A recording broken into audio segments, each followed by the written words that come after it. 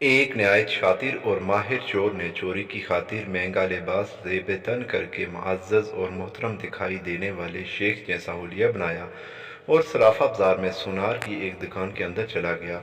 सुनार ने जब अपनी दुकान में वज़ाकता से नहायत ही रईस और मोहतरम दिखाई देने वाले शख्स को देखा, जिसका नूरानी चेहरा चमक रहा था, तो सुनार को ऐसा लगा जैसे इसकी दुकान के बाग जाग उठे हों।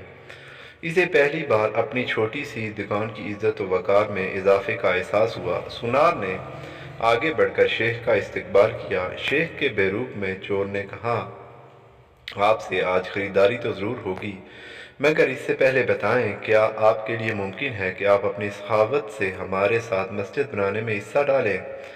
इस नेक काम में आपका हिस्सा ख्वाह एक दिरहम ही क्यों न हो। सुनार ने चंद दिरहम शेख के हवाले किए ही थे कि इसी असना में एक लड़की, जो दर हकीकत चोर की हम पेशा थी, दुकान में दाखिल हुई और सीधी शेख के पास जाकर इसके हाथों को बोसा दिया और इल्तिजाइया लहजे में अपने और अपने अहलो अयाल के लिए खैर व बरकत की दुआ के लिए कहा।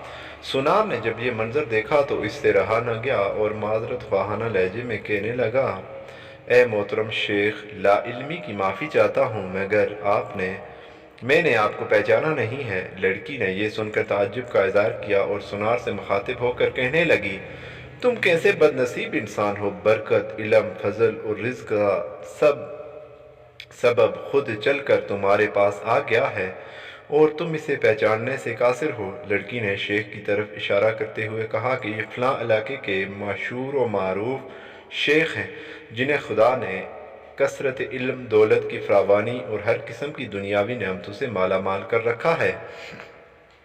इन्हें इंसानों के भले के सिवा किसी चीज़ की हाजत नहीं है। लोग इनकी एक झलक देखने के लिए बेताब रहते हैं।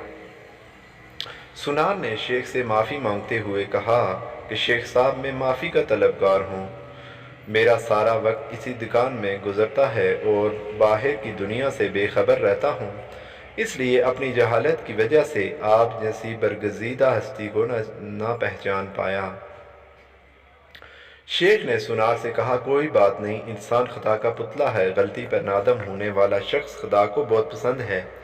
तुम ऐसा करो, मेरा ये रुमाल ले लो और 7 दिन इससे अपना चेहरा पोंछते रहो। 7 दिनों के बाद ये रुमाल तुम्हारे लिए ऐसी बरकत और ऐसा रिज़्क लेकर आएगा जहाँ से तुम्हें तवक्को भी न होगी।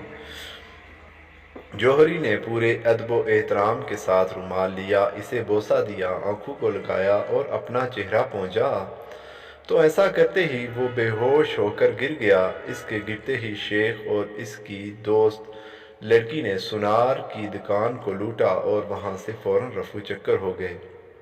इस वाक़े को जब 4 साल गुजर गए तो सुनार रो धोकर अपना नुकसान भूल चुका था। तो 4 साल बाद पुलिस की वर्दी में मलबूस 2 अहलकार सुनार के पास आए। इनके साथ वही चोर शेख था जिसको हथकड़ी लगी हुई थी।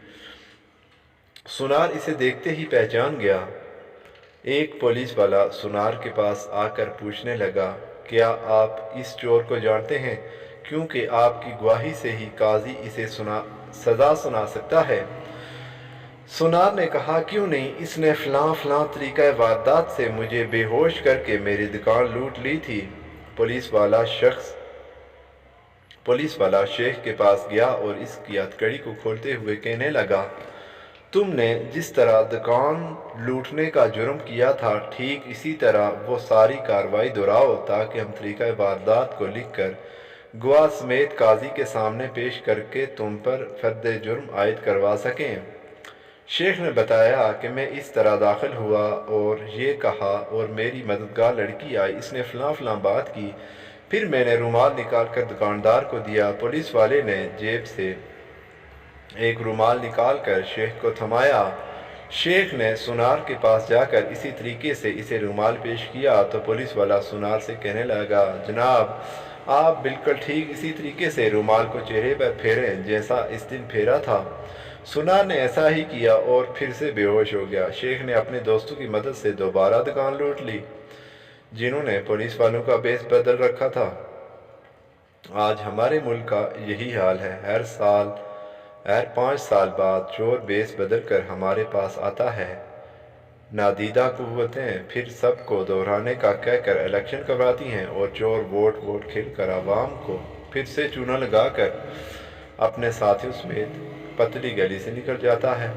ہر دفعہ ایک نیا منظر، نیا لباس، نیا بہروپ، نئی شکل اور نیا حربہ، جس سے عوام دھوکہ کھا کر اعتبار کرتی ہے اور آخر میں ساتھیوں اور ہمدردیوں سمیت نکلتا وہی چور ہے۔